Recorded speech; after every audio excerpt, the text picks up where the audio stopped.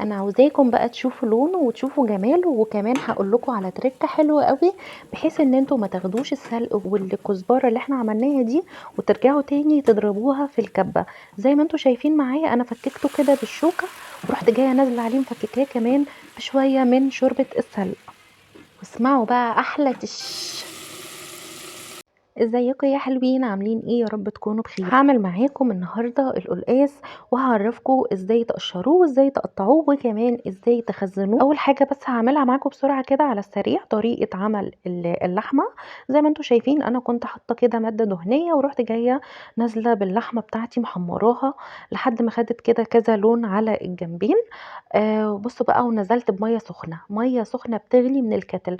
بصوا بقى، اول ما نزلت بالميه طلع لي الريم على طول على الوش لان الميه بتاعتنا سخنه جدا.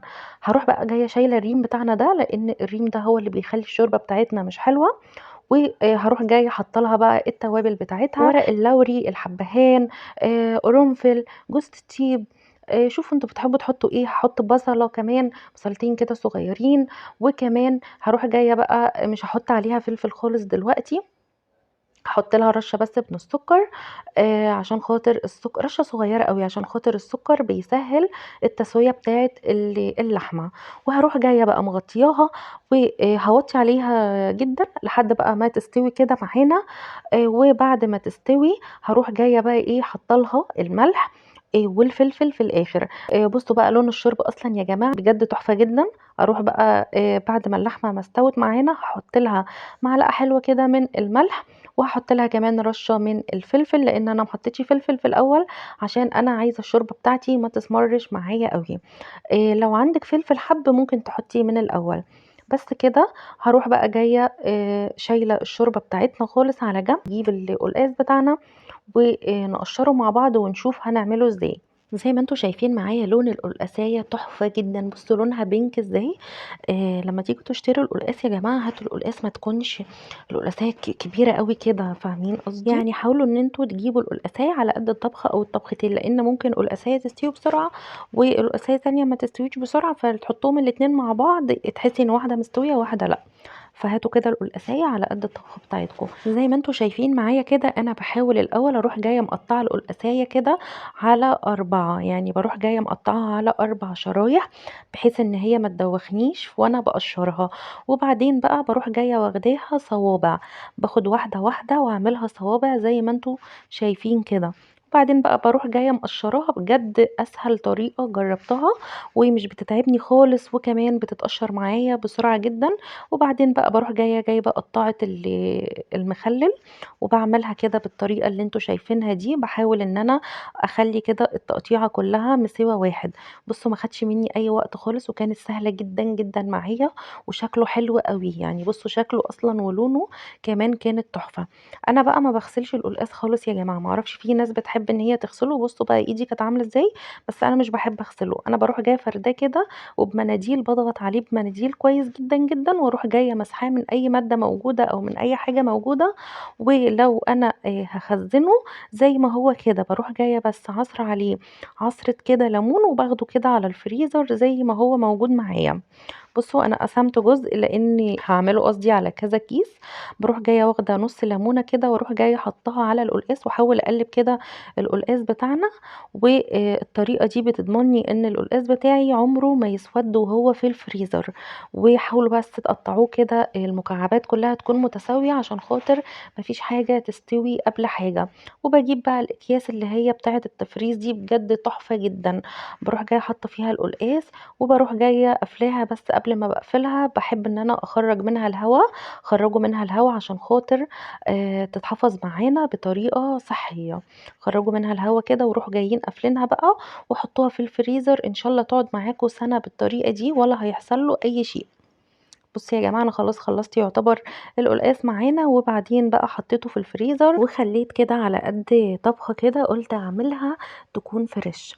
جبت بقى كده شوية من السلق زي ما انتم شايفين. انا بصراحة ما بحبش السلق كتير، انا بحب كده اكتر الكزبرة اكتر من السلق. جايبة شوية كده ربطة بس واحدة من السلق، وحوالي كمان ربطة من الكزبرة. طبعا انا كنت واخدة السلق رامية العروق واخدة الورق بس، ورحت جاية في الكبة بقى حطيتهم كده مع شوية من المية وضربتهم كويس جدا عشان خاطر ينعموا معانا.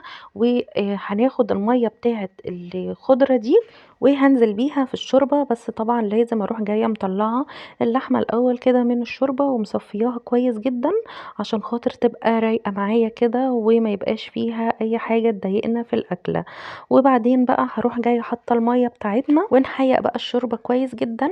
رحت جاية حاطة لها كده كام فص من الثوم انا ضربهم مع كده معلقة صغيرة من هريسة الشطة، وكمان حطيت رشة من الكزبرة وحطيت نص مكعب مرق الدجاج، ورجعت كمان اللحمة بتاعتنا كانت خلاص قربت تدخل في السوا، فهسيبها كده تغلي وتستوي مع القلقاس. زي ما انتم شايفين كده حطيت رشة من الكزبرة والثوم هريسة الشطة، رجعت اللحمة ونص مكعب من المرقة. اللي شوية الحاجات اللي احنا حطيناهم دول بجد بجد هيفرقوا جدا في طعم الشوربة وهيخلوا طعمها تجنن.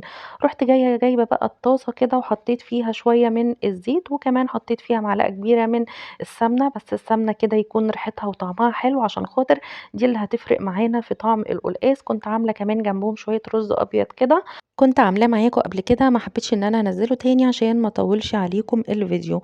رحت جايه بقى واخده معانا الكزبره والسلق دول ونازله بيهم في الماده الدهنيه وهي سخنه. نفضل نقلب فيها كويس جدا لحد ما الميه بتاعتها تنشف وتجف خالص. بصوا المرحله دي الميه بدات ان هي تنشف معانا، بس طبعا السلق لسه ما اتحمرش، يا دوب هيبتدي ياخد لون. اول بقى ما يبتدي ياخد معانا اللون والميه تنشف خالص، هروح جايه نازله بقى براس كده حلوه من الثوم مع هريسة الشطة. بجد بتفرق جدا جدا في الطعم. انا حطيته على العين اللي هناك الكبيرة، بس للأسف الحلة كانت مدارية، بس انا قلت اهو جبته لكم. بصوا بقى يا جماعة اللون، بصوا بقى انا عايزاه يغمق معايا شوية حلوين، لان اصلا احنا مش حاطين خضرة كتير. طبعا لون الشوربة بتاعنا مخضر شوية زي ما انتم شايفين كده من المية بتاعة الخضرة اللي احنا حطيناها عليه اصلا من الاول. انتي اول ما تحطي القلقاس على النار روحي جاية على طول بادئة في السلق، لان السلق بياخد وقت على ما بيتحمر. اول ما بيتحمر القلقاس ما بياخدش اي وقت، بيكون استوى في خلال 10 دقايق ربع ساعة. وهقولك على تركة هتريحك ان انتي ما تاخديش كل اللي انتي عملتيه ده وتضربيه في الكبة تاني بالشوكة كده زي ما انتي شايفة. افضلي فتتي كده بيه فيه بالشوكة، وبعدين هاتي الشوربة وانزلي عليه. مش تاخدي السلق وتنزلي على الشوربة، لا هاتي الشوربة واسمعي احلى دش. وتروحي جاية مقلبة بقى الكلام ده كله كده مع الشوربة. قلبيه كويس جدا جدا لحد ما يدوب كده، لان انت مش هتعرفي تقلبيه ولا تعملي الحركه دي وهو على القلقاس. لو عملتي كده القلقاس بتاعك هيروح جاي مهري منك. وتروحي جايه بقى نازله بيه تاني كده ومغطيه وشمي احلى ريحه. كانت قلبه، مش هقول لكم الشقه كانت قلبه العماره كلها.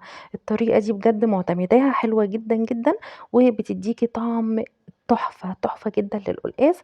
يا دوب بس تروحي جاية يغلي غلوة واطفي عليه وكان خلاص كان استوى. بصوا تعالوا بقى نشوف الجمال ونشوف الالوانات. يا جمالك يا جمالك يا حلاوتك.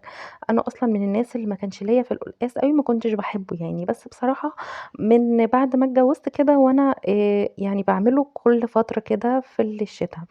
نروح جايين بقى مسخنين كده. انا بصراحة بعمله وبحب جنبه رز، بس بعمل كده برضو رغيفين كده من العيش جنب منه. بصوا الهريسة باينة على الوش ازاي يا جماعة. بصوا هريسة الشطة، بصوا واللحمة واخدة اللون التحفة مع شوية بقى لفت كده مخلل. وبألف هنا وشفا عليكم.